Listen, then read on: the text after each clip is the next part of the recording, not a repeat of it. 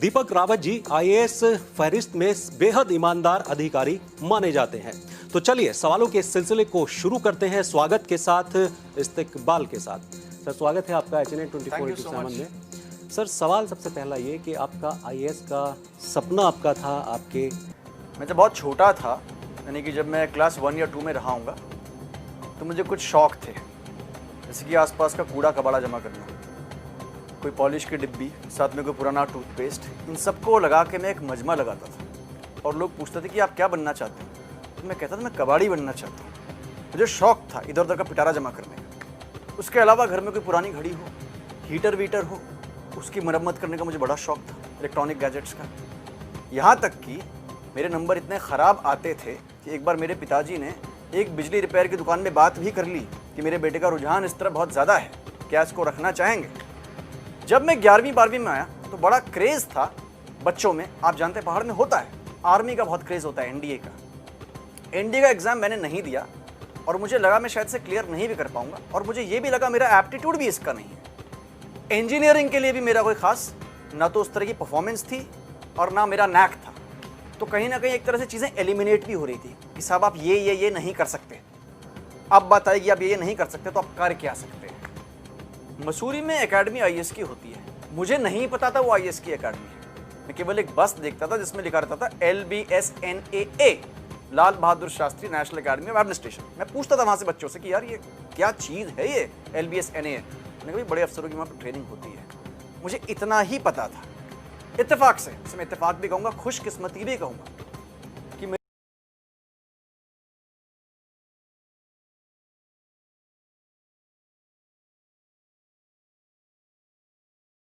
अच्छे उनसे मेरी मुलाकात हुई। हल्का फुल्का उन्होंने मुझे बताया कि ऐसा कोई एक एग्ज़ाम होता है जो आप दे सकते हो। 12वीं मुझे मजबूरी में साइंस में करनी पड़ी थी। मुझे आज भी नाइटमेयर्स आते हैं कि मैंने वो आर्ट्स से क्यों नहीं की। आर्ट्स में मेरा इंटरेस्ट था लेकिन विकल्प नहीं था आर्ट्स से करने का। फाइनली मैंने पेरेंट्स से जिद की और कहा कि मैं इंजीनियरिंग नहीं कर सकता, मैं दिल्ली ही जाऊँगा और मैं आर्ट्स ही पढ़ूँगा। हिस्ट्री मैंने वहाँ पर पढ़ी। और जब मैं हंसराज कॉलेज में एक बार आ गया तो बहुत सारे बिहारी मेरे दोस्त थे, और बिहार इसका एक नेशनल पैशन भी होता है आईएएस का एग्जाम देना। वहाँ से मुझे इसका बेसिकली जानकारी मिली एग्जाम की। उसके बाद मैं जेएनयू में आ गया, अच्छा माहौल मिला। तो आप ये कह सकते हैं कि शुरू में बहुत से विकल्प थे जो मैं नहीं कर सकता था, जिसकी वजह से मुझे ये तय करना पड़ा कि मैं यहाँ आ सकता हूँ। लेकिन एक बार जब मैं आ गया मैंने सिंसियरली इसकी पढ़ाई फिर मास्टर्स में आने के बाद जेएनयू में शुरू की। और तब ये कह सकते हैं कि मैंने ये विकल्प अपने लिए रखा, और मैं एज अ बैकअप अपना विकल्प मीडिया ही रखना चाहता था, और मीडिया ही मेरा विकल्प भी था। जस्ट इन केस में आईएएस में सेलेक्ट नहीं हो पाता, I would have definitely joined कोई अच्छा सा चैनल ज्वाइन करता न्यूज़पेपर्स के लिए। तो परिवार का सहयोग क्या पूरी इस जर्नी में आपको मिलता रहा या फिर कुछ चुनौतियां थी? पूरा सहयोग मिला। जब जेएनयू में जब मैं 24 साल का हो गया तो मेरे पिताजी ने बोला कि बेटे अब मैं आपको पैसे नहीं भेजूंगा, अब आप 24 साल के हो गए हो, अब मेरे हिसाब से मेरी उम्र में मैं तो कमाता था, अपने पैरों पे खड़ा था, आप अभी भी घर से ड्राफ्ट मंगाते हैं। तो मुझे बुरा भी लगा लेकिन अच्छा भी लगा, बात तो उनकी सही थी। इत्तेफाक से जब उन्होंने ये बोला उसके लगभग 20-25 दिन के बाद ही जेआरएफ का रिजल्ट आ गया। जेआरएफ की फेलोशिप उस वक्त 8,000 रुपये पर मंथ थी, और जेएनयू जैसे जगह में जहाँ पे खाने का बिल केवल 1,000 रुपये आता है, ये बहुत बड़ी सेविंग थी।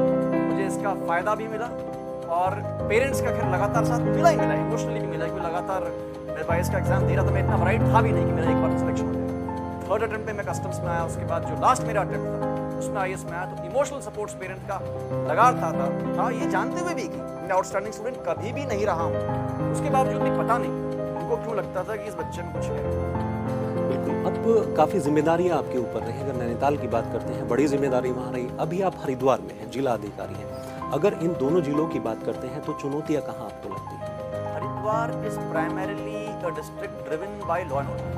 यहाँ पे लॉ एंड ऑर्डर वैसे तो हर जिले के जिलाधिकारी के लिए इंपॉर्टेंट होता है, लेकिन यहाँ पे ज़्यादा इंपॉर्टेंट हो जाता है। जैसे मैं आपको छोटी सी बात बताऊँ, यहाँ पे जो कलेक्ट्रेट के सेक्शंस होते हैं उसमें एक पटल होता है JA, जिसको कहते हैं जुडिशियल असिस्टेंट। ये पटल नैनीताल में इंपॉर्टेंट नहीं थे, कानून व्यवस्था के मामले कम हुआ करते थे। यहाँ पे मैं सबसे पहले JA के पटल को खोलता हूँ। वहाँ पे हो सकता है मैं सबसे पहले CRA की फाइल को खोलता था, क्योंकि आपदा ज़्यादा अहम मसला वहाँ पे हुआ करता था। पहला चैलेंज तो यही है कि यहाँ पे लॉ एंड ऑर्डर के मसले ज़्यादा हैं।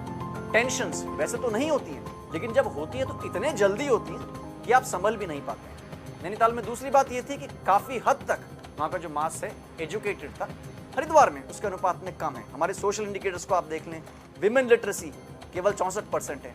हमारा जो नेट एनरोलमेंट रेशियो है, हम इसकी बात करें अगर हाई एजुकेशन की, तो 50% भी नहीं है। तो ये फर्क भी है। यहाँ पे लोग मिलने बहुत ज्यादा आते हैं, स्केल बहुत बड़ा है लोगों के मिलने का, ऑब्वियसली क्योंकि हमारी पॉपुलेशन ही 22.5 लाख है, नैनीताल की इससे काफी कम थी। तो ये भी यहाँ पे एक डिफरेंस है। हरिद्वार अति संवेदनशील है क्योंकि यूपी का बॉर्डर यहाँ पर मिलता है। दूसरा, क्राइम बहुत ज़्यादा इस जिले के अंदर है। और तीसरी प्रॉब्लम सबसे बड़ी कि राजनीतिक दबाव बहुत रहता है। ऐसे दबाव आपके सामने आए हैं तो वो कैसे रहे? और में तो 2-3 बड़ी लॉ एंड ऑर्डर की प्रॉब्लम यहाँ पे हुई है। एक तो अभी हाल ही में हुई है, जिसमें कि 2 तारीख को कुछ जगह आगजनी भी हो गई थी, कुछ जगह रोड जैम भी हुए थे। इसलिए हम यहाँ पे खैर झेलते रहते हैं। यूपी के होने के नाते कई बार ये माना जाता है कि उत्तराखंड में एसाइलम क्रिमिनल्स को मिल जाता है, जो कि कुछ हद तक सही भी है। इस पर हम नज़र रखते हैं, गुंडा एक्ट में लोगों को पाबंद भी करते हैं और भी प्रिवेंटिव एक्शंस हम लोग करते रहते हैं। पॉलिटिकल दबाव की जहाँ तक हम बात कर रहे हैं, जैसे 11 हमारे माननीय विधायक जी यहाँ पे हैं और भी हमारे राजनीतिक जो हैं प्रतिनिधि यहाँ पे होंगे। मुझे नहीं लगता कि राजनीतिक दबाव किसको कहेंगे? दबाव इसको कहेंगे कि आपको कोई बार बार इस बात का फोन करे कि ये काम है, आपको लगता है ये गलत है, और वो कहेंगे कि आप करिए इसे, और आप नहीं करेंगे तो मैं देख लूंगा। ऐसा दबाव कहीं भी नहीं आया। मैं ये मानता हूँ कि एक डेमोक्रेसी में ब्यूरोक्रेट्स चीज़ों को इम्प्लीमेंट करते हैं। पॉलिसीज हमारा लेजिस्लेचर बनाता है, उसको हम इम्प्लीमेंट करते हैं। कई बार पॉलिसीज में ऐसा होता है कि चीज़ें क्लियर नहीं हो पाती है, मार्गदर्शन लेना पड़ता है। कई बार ऐसा भी होता है कि हमारे जनप्रतिनिधि समझते हैं कि ये काम तो ऐसे होना चाहिए था, जबकि वो नहीं होता। बहुत सी बार ऐसा भी होता है कि जनप्रतिनिधि हमसे ज़्यादा अवेयर होते हैं, बहुत ज़्यादा अवेयर होते हैं, इसलिए क्योंकि वो भी डायरेक्टली पब्लिक से जुड़े हुए हैं, कई वर्षों से जुड़े हुए हैं, उस नाते फ़ोन आते हैं, कई बार हमारा मार्गदर्शन भी करते हैं।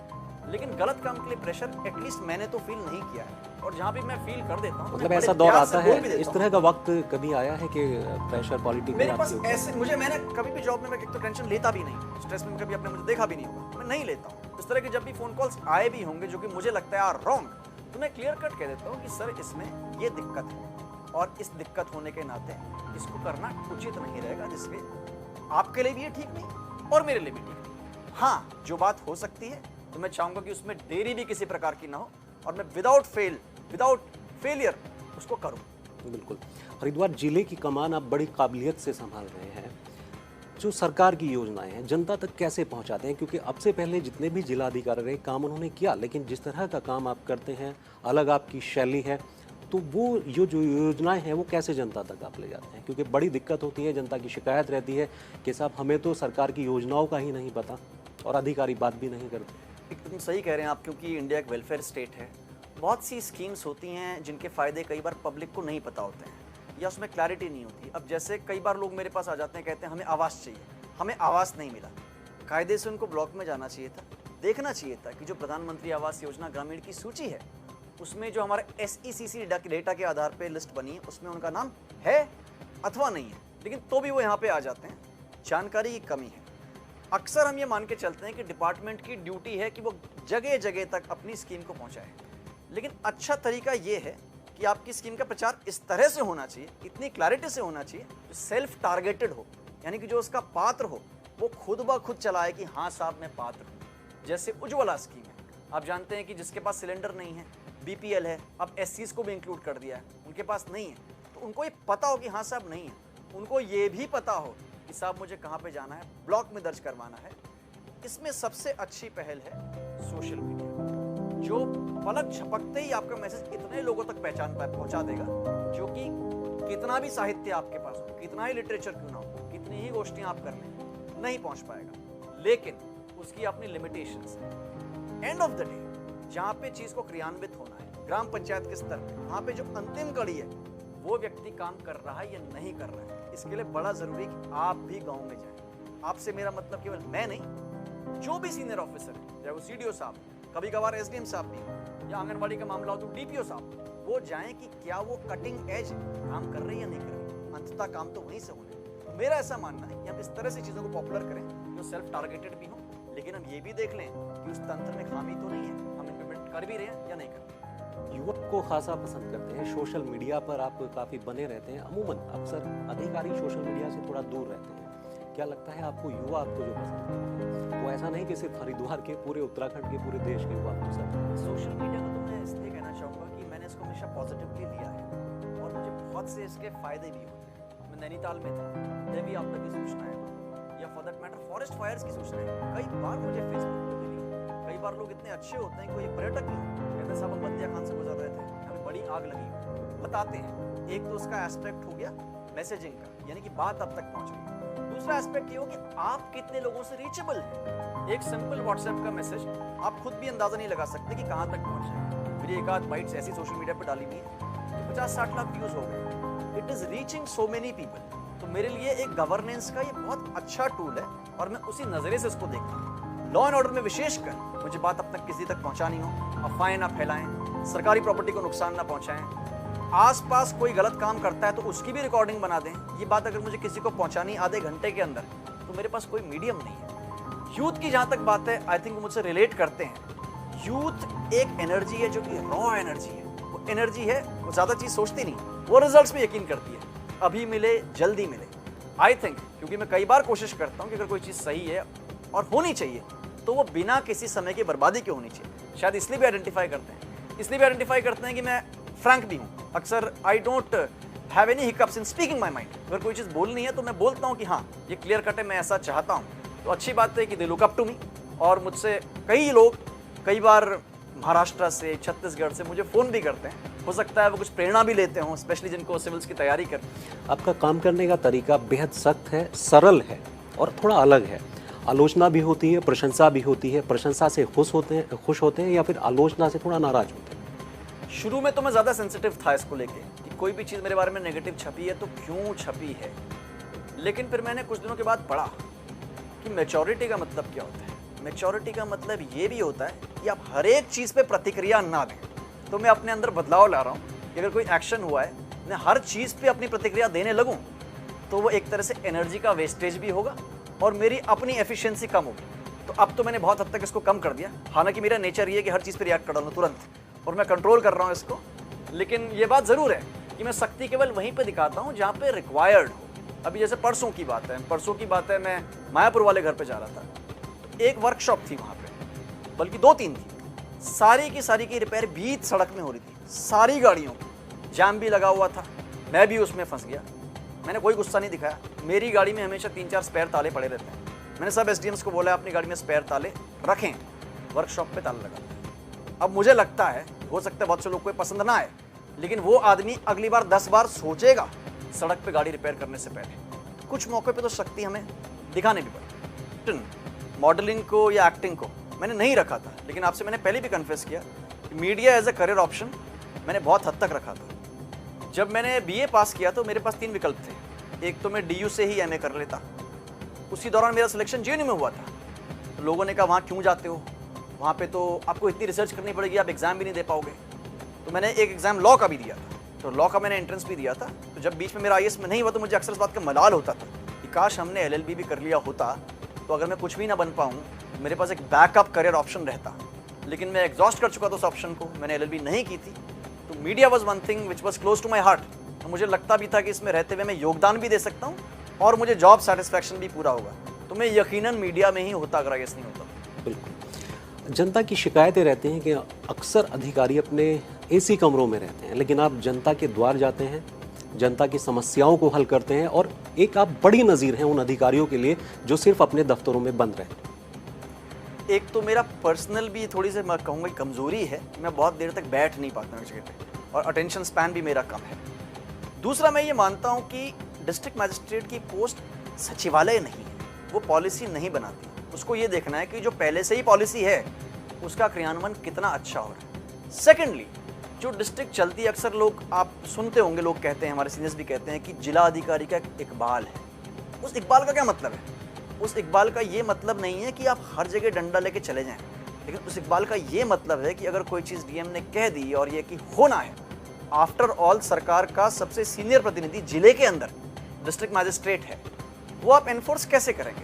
वो आप एनफोर्स ऐसे करेंगे कि किसी को भी ये पता ना हो कि डीएम कब कहाँ जा सकते हैं, या आपकी ये छवि हो कि छोटी से छोटी गलती भी हो तो डीएम आ भी सकते हैं। ये केवल डीएम के लिए नहीं कह रहा हूँ, यही बात होनी चाहिए हमारे बाकी डिपार्टमेंटल ऑफिसर्स के लिए कि हाँ साहब देखा जा सकता है, अगर गड़बड़ी होगी तो सीनियर ऑफिसर्स भी आ सकते हैं। जब ये स्पिरिट डिस्ट्रिक्ट में रहता है तो मैं समझता हूँ कि अगर सिस्टम में कुछ खामियां हैं वो 100% तो ठीक नहीं हो जाएंगी, लेकिन अगर उसके इम्प्रूवमेंट में 25% भी इजाफा हो रहा है डिलीवरी में, तो मैं समझता हूँ ये करना चाहिए। फील्ड वर्क बड़ा ज़रूरी है जो हमें रियलिटी से जोड़ता है।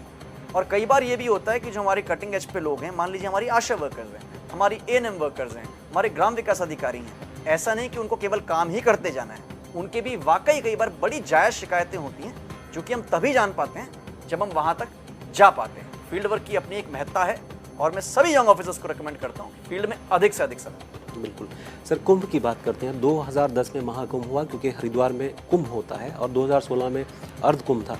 वापस 2021 में महाकुंभ आने वाला है। जिम्मेदारी अभी भी आपके पास है, लेकिन क्या आपका मन है कि उस जिम्मेदारी को आप पूरे तरीके से निभाएं और कुंभ करा करके जाएं? देखिए, मेला अधिकारी का चार्ज मेरे पास है, लेकिन मेला अधिकारी कौन रहेगा ये केवल गंगा मैया तय करती हैं। जिन पे आशीर्वाद होगा उनका वो इसको कराएंगे। लेकिन क्योंकि ये चार्ज वर्तमान में मेरे पास है तो कुछ चीज़ें मैं एंटिसिपेट कर रहा हूँ। पहली बात तो ये कि बहुत ही ज़्यादा इंक्रीज़ होगा हमारे आने वाले श्रद्धालु हैं उनके नंबर्स में, क्योंकि एक तो पॉपुलर बहुत ज़्यादा हो गया कुंभ। सेकेंडली, सोशल मीडिया इतना ज़्यादा एक्टिव हो गया कि दूर दूर तक पहुँच है। और कुंभ एक ऐसा इवेंट है जिसमें कौन नहीं चाहेगा मैं शामिल हो जाऊँ। हर की पौड़ी पे आप वैसे भी खड़े हो जाएं बिना कुंभ के भी, जो अलौकिक फीलिंग आती है, जो वहाँ पे लगता है, मैं शब्दों में बयान नहीं कर सकता। गंगा जी का एक अपना एक कैरेक्टर है, अपनी एक फीलिंग है जिसकी अनुभूति वहाँ पे रह के हो सकती है। बहुत से लोग इसकी अनुभूति लेना चाहेंगे और आएंगे। हमारे लिए बहुत बड़ा चैलेंज ये है कि हर की पौड़ी का एरिया बड़ा ही सीमित है, मैक्सिमम 50,000 लोग आ सकते हैं। बहुत से लोग इसमें पार्टिसिपेट करेंगे तो अधिक से अधिक हम घाट बना पाएँ। सेकेंडली, हमारी प्रायोरिटी ये भी है जिसमें हम निवेदन भी करेंगे हमारे सम्मानित जो अखाड़े हैं कि हमारे बहुत से हमें स्पॉट्स तय करने पड़ेंगे जो कि हर की पौड़ी से हट के अन्य जगहों पे हों, जहाँ पे भी कुछ स्नान हम करा सकें। मसलन कि जो हमारा शहर पे केंद्रित है कुंभ, पूरा का पूरा शहर पे केंद्रित है, इसको थोड़ा सा हमें डिसेंट्रलाइज करना पड़ेगा। ये इसलिए भी ज़रूरी है कि क्राउड कंट्रोल बड़ा आवश्यक है, ज़्यादा लोग आएंगे। इसलिए भी ज़रूरी है कि आप जानते हैं कि हरिद्वार कहीं ना कहीं सिक्योरिटी के हिसाब से भी एक सेंसिटिव जगह है, थ्रेट्स भी रहती हैं। तो ये मेरी प्रायोरिटी है। और एक बड़ी प्रायोरिटी हरिद्वार में इस बात की है कि जब कुंभ होता है तो सब तो श्रद्धालु हैं, वो आते हैं, आराम करते हैं और आनंद भी लेते हैं, लेकिन हमारे जो लोकल लोग 4 महीने यहाँ पे रहते हैं परेशान भी होते हैं। चाहे स्कूल जाने की बात हो, चाहे ट्रैफिक जैम हो या बाहर निकला हो। तो एक बड़ा एम्बिशियस यहाँ पे प्रोजेक्ट हमारा रिंग रोड का है, जिसमें कि हमारा जो ट्रैफिक कुमाऊं को जाना है या ट्रैफिक जो गढ़वाल को जाना है, जिसको कुंभ में नहीं आना, वो बाहर ही बाहर निकल जाए। उस पर काम चल रहा है, उसकी DPRs हमने बनाई हैं। मैंने गवर्नमेंट से रिक्वेस्ट भी की है कि एक कंसल्टेंट प्राइवेट हमको मिल जाए जो नवीनतम तकनीकें हों, साफ सफाई की, क्राउड मैनेजमेंट की, प्रचार प्रसार की, उन तकनीकों को हमें बताए तो हमारी जो मेला अधिकारी का जो दफ्तर है उससे हम उनको ज्ञानवित करें। हरिद्वार की जिम्मेदारी जब आपको मिली तो थोड़ा सा डर रहता है अधिकारियों में, क्योंकि बड़ा जिला है जैसा आपने बताया। हालांकि आप डरते नहीं हैं किसी भी चुनौती से, लेकिन सबसे पहले प्रायोरिटी क्या थी आपकी कि जब आप हरिद्वार आएंगे तो आप क्या क्या सुधार करेंगे? मैं जब हरिद्वार आया तो आप सही कह रहे हैं, मैं थोड़ा सा नर्वस में डेफिनेटली था। मुझे लगता था, क्या कहते हैं कि यहाँ पे डायनेमिक्स नैनीताल से अलग हैं, पॉपुलेशन भी ज़्यादा है, लॉ एंड ऑर्डर भी अलग है। मैंने नैनीताल में एक बड़ा सक्सेसफुल काम करवाया था सभी हमारे ऑफिसर्स की मदद से कि वहाँ पे पॉलीथीन 100% बैन हो गई थी। ये गंगा जी का स्थान है, ये पवित्र स्थान है, देश दुनिया से लोग यहाँ पे आते हैं। मेरी प्रायोरिटी ये थी कि मैं यहाँ रहते हुए एटलीस्ट इतना तो कर ही दूँ कि जो पन्नी है जो हम हाथ में लेके घूमते हैं उसका इस्तेमाल बंद हो जाए। हमारी नदियाँ भी साफ़ होंगी, हमारे सीवेज सिस्टम्स भी चोक नहीं होंगे, हमारे मवेशी, हमारी जो गाय माता हैं, खा के कई बार इसमें उनके थ्रोट चोक हो जाते हैं, ये नहीं होगा। इस पे मैंने धीरे धीरे काम किया और इसके अभी परिणाम भी अच्छे दिख रहे हैं। तो मैं टारगेट तो अगर आप कहेंगे कि एक ही क्या था तो ये था कि पॉलीथीन मुक्त में हरिद्वार को कैसे करूं ताकि हमारा जो सॉलिड वेस्ट का जो काम है इसमें हम काफ़ी हद तक इसमें इंप्रूवमेंट कर सकें। आप देखने को शायद आपको मिल भी रहा होगा कि पॉलीथीन के यूज़ में गिरावट तो आई है, यद्यपि इसको कुछ लोग कर रहे हैं। आपका इंटरव्यू कई लोग देखेंगे। मैं अपील करना चाहता हूँ कि इसका इस्तेमाल आप त्याग दें। 20 साल पहले भी हम झोला लेके चलते थे, थोड़ी सी मेहनत हम करेंगे तो हम झोला लेके चल सकते हैं। अब सर, जिस तरह की फ़ोन कॉल्स आती हैं, आप दफ्तर में भी रहते हैं, घर पर भी रहते हैं, लेकिन पॉसिबल नहीं है कि सभी फ़ोन कॉल्स को सुना जाए। और सुना है आपके बारे में कि आप रिकॉल भी करते हैं, वापस कॉल भी करते हैं जनता को, तो ये सब कैसे मैनेज कर पाते हैं? क्योंकि मेरा फ़ोन नंबर पब्लिक है, मैंने इमरजेंसी के पर्पज़ से भी इसको पब्लिक रखा है। DM का नंबर पब्लिक भी होना चाहिए। मेरे पास औसतन दिन में जब मैं रात को देखता हूँ कॉल के कितने एवरेज कॉल्स आए, तो नॉर्मली 250 to 300 कॉल्स आते हैं। इसमें हमारी दिन भर में वीडियो कॉन्फ्रेंस भी होती हैं, मीटिंग्स भी होती हैं, डीएम का न्यायालय भी होता है। हम इनको कई बार नहीं ले पाते हैं। मेरा रिक्वेस्ट केवल अपने सुनने वालों से इतना ही है कि जब कभी मेरा फ़ोन ना उठे, आप SMS अपना नाम और पता ज़रूर करें। और अगर आप बहुत कम शब्दों में 10-12 शब्दों में लिख सकते हैं कि आपकी प्रॉब्लम है, मैं डेफिनेटली कॉल बैक करूंगा। मैं हर उस व्यक्ति को कॉल बैक करता हूं जिसका मेरे पास SMS आ जाता है। मुझे सहूलियत होती है जानने में कि क्या मामला होगा। मेरा रिक्वेस्ट है कि आप ज़रूर, मुझे इमरजेंसी है तो SMS तत्काल ही कर दें, और अदरवाइज आपसे बात अगर 2-3 बार से नहीं हुई तो भी अपना नाम पता SMS करें। I will definitely call back. सरकार कुछ फैसले लेती है। अगर सबसे बड़े फैसले की बात करते हैं तो NCERT की बुक अब स्कूल में लागू है, लेकिन अभी भी शिकायत आ रही है कि स्कूल मनमानी कर रहे हैं। मेरे पास ये शिकायतें आई हैं कि एक तो जो NCERT बुक्स हैं, एक तो ये जोर बनाया जा रहा है बच्चों के ऊपर कि आप पूरा का पूरा लॉट लें उसका। मान लीजिए किसी को केवल हिस्ट्री की लेनी है तो कह रहे नहीं, आप पूरा सेट ही खरीदिए। एक शिकायत तो ये आई है। दूसरी शिकायत मेरे पास ये आई है कि स्टेशनर्स इस बात के लिए बच्चों को मजबूर कर रहे हैं कि ठीक है, आप NCERT का सेट तो ले लीजिए, लेकिन आप कॉपी भी लेंगे, आप पेन भी लेंगे। इसमें 2-3 दुकानों में मैंने इसमें छापेमारी करवाई है, लेकिन NCERT की बुक्स मैं खुद पढ़ता हूँ, मैं खुद उसकी वकालत करता हूँ। जब भी कोई IAS की तैयारी की बात मुझसे करता है, मैं सबसे पहली चीज़ ये कहता हूँ, 11वीं और 12वीं की NCERT आप पढ़िए। जिस दिन आप पढ़ लेंगे मुझे दोबारा कॉल करिएगा। वो कॉल दोबारा आता नहीं है। ये किताबें पढ़ना में टाइम लगता है, वो इतनी अच्छी लिखी हुई हैं, कंपटीशन के लिहाज से भी वो इतनी ज़्यादा उपयुक्त हैं। तो मेरी कोशिश होगी, गवर्नमेंट का निर्णय है, सभी स्कूल्स में ये जाए। और कहीं पे अगर कोई प्राइवेट गाइड बुक लगा रहा है तो अलग से हो सकता है, लेकिन NCERT बुक्स हमको पढ़नी ही पढ़नी है। इसमें जो भी शिकायतें मेरे पास आएंगी मैं व्यक्तिगत रूप से एंटरटेन करूँगा। मेरा सवाल अब थोड़ा सा अलग है, क्योंकि मैं नहीं चाहता कि सब चीज़ें राजनीतिक है उसमें। मैं चाहता हूँ कि दीपक रावत वो जवाब दें। देखिए, आप उत्तराखंड से जुड़े हुए हैं, आप IAS भी बन गए, लेकिन अभी बहुत से युवा ऐसे हैं जो पढ़ाई के लिए मजबूर हैं। अच्छे इलाज नहीं है उत्तराखंड के अंदर, अच्छी शिक्षा नहीं है उत्तराखंड के अंदर। आप दीपक रावत बन करके क्या सोचते हैं कि क्या सुविधाएं होनी चाहिए, सरकारों को क्या काम करना चाहिए? मेरे हिसाब से आज की तारीख में जो सबसे बड़ी शक्ति हमारे पास आ गई है, that is the power of internet. National optical fibre network Haridwar में चल रहा है। सभी ग्राम पंचायत हमारी कनेक्टेड हो गई। अभी मैं जमालपुर कला गांव में गया था, वहाँ पे एक लेडी बैठी थी, उनकी बात एक बड़े सीनियर डॉक्टर से दिल्ली में हो रही थी टेलीमेडिसिन के थ्रू। 150 रुपये का पैकेज था, लेकिन बात हो रही थी अच्छे से अच्छे एक्सपर्ट से, उनको सलाह मिल रही थी। दूसरी कमी जो हमारी टीचर्स की है, इससे भी हम बहुत हद तक निपट सकते हैं। अच्छा, अगर ई-लर्निंग का हमारे पास मटेरियल है, अभी मैंने 10-12 स्कूल्स को प्रोजेक्टर्स दिए हैं। ई-लर्निंग मटेरियल छोटा सा एक आप इसमें आ गया हमारे डिस्क में, उसको हम वहाँ पे दिखा पा रहे हैं। मैं समझता हूँ कि IT का अच्छा यूज़, जिस तरह की विषम परिस्थितियाँ यहाँ पे हैं, भौगोलिक भी हैं और ह्यूमन रिसोर्स की भी हैं, इस क्रंच को हम केवल टेक्नोलॉजी से ही दूर कर सकते हैं। मैं चाहूँगा खुद व्यक्तिगत रूप से भी इसका अधिक से अधिक प्रसार करूँ। गवर्नमेंट से भी हमारी ये रिक्वेस्ट रहती है कि इसका प्रसार हो, और हो भी रहा है। पहले से काफ़ी ज़्यादा लोग अब इंटरनेट savvy हुए हैं, उनको यूज़ भी कर रहे हैं। हरिद्वार गंगा जी हैं, गंगा माँ हैं, लेकिन बहुत सारे नाले जाते हैं सर, किसी की हिम्मत नहीं होती कि उनको रुकवा दिया जाए। आपने थोड़ी कोशिश की है, लेकिन क्या कोशिश वो कामयाब हुई है या थोड़ा नाकामी मिल रही है? देखिए, 22 नाले यहाँ पे टोटल हैं जो कि गंगा जी में मिलते थे। इसमें से 17 नाले तो टैप हो चुके हैं, इसको आप खुद भी देख लें। कभी कभार जब सोशल मीडिया पे इस तरह की अफवाह उड़ती है कि गंगा जी में सीवर जा रहा है, वो इन 17 नालों से तब मिलती है जब मान लीजिए किसी वजह से पंप बंद हो गया हो। अब पंप एक मशीन है, उसको आदमी ही ठीक करेगा, और आदमी अगर उसे ठीक करेगा तो वक्त भी लगेगा। उस दौरान जबकि पंप ठीक हो रहा हो, हमारे पास कोई चॉइस नहीं है, वो पानी उस वक्त जाएगा ही जाएगा। उस बात को मैं सोचता हूँ कि आप पैनिक उस बात पे ना हो, हम 3-4 घंटे में उसको ठीक कर लेते हैं। अब रही बात उन 5 नालों की जो कि टैप नहीं हुए, इन सभी कामों के टेंडर्स भी हो गए, मौके पे काम भी हो रहे हैं। यद्यपि इनकी डेडलाइन ठीक होने की अगस्त 2018 है, हमारा प्रयास है कि हम उससे पहले ही इन नालों को टैप कर दें। दूसरा मसला है कि जो ये पानी हम टैप करेंगे सीवर का, ये आखिर जाएगा कहाँ? STP में जाएगा। वर्तमान में हमारी STP में इतनी कैपेसिटी नहीं कि उस पानी को साफ करके भेजे, उसका ऑगमेंटेशन का काम भी शुरू हो गया है। तीसरी बात, पानी केवल साफ हो ये अपने आप में कंप्लीट नहीं। वो जो साफ पानी है, क्या उसका उपयोग भी हो रहा है? उसका सिंचाई में उपयोग होना चाहिए। उसके लिए सिंचाई विभाग की हमारी एक स्कीम चल रही है जो इसको करेगी। और सबसे अहम बात यह है कि इस सब के बावजूद भी 15% एरिया हरिद्वार का ऐसा होगा जिसके पास सीवर नहीं है। हरिद्वार का आप स्ट्रक्चर देखेंगे, कुछ ऐसी जगह हैं जहाँ पे पाइप बिछाने की भी जगह नहीं है। There is simply no space. तो वहाँ पे हमें मजबूरी में पिट्स ही बनाने पड़ेंगे। और उसके बाद जो असेवित एरिया है, 15% में से मान लीजिए 12-13% अब भी सीवर से कवर हो सकता है। उसका भी प्रोजेक्ट बन रहा है। तो मैं समझता हूँ जो डायरेक्ट पानी गंगा जी में जा रहा है, इसको तो हम डेफिनेटली अगस्त 18 से पहले पहले हर हाल में रोक ही देंगे। हाँ, जब कभी कोई दिक्कत आएगी 3-4 घंटे के लिए, तो ऐसा हो सकता है कि वो चला जाए। सेकेंडली, ये जो हमारे पंप्स हैं ये डिजाइंड हैं कब के लिए? जब बरसात ना, जब बरसात होगी और ओवरफ्लो करेंगे नाले तो भी उसमें जाएगा, लेकिन उस पर क्योंकि पानी डाइल्यूट हो जाता है तो उतना पोल्यूशन नहीं हो पाता। आप बेहद ईमानदारी से काम करते हैं, 24 में से 16 से 18 घंटे काम करते हैं, जनता से मिलते हैं, और कभी कभार आप की जो आवाज़ है वो सुरीली आवाज़ है, यूट्यूब पर हमने भी देखा है, तो हम चाहेंगे कि कुछ गुनगुना दीजिए।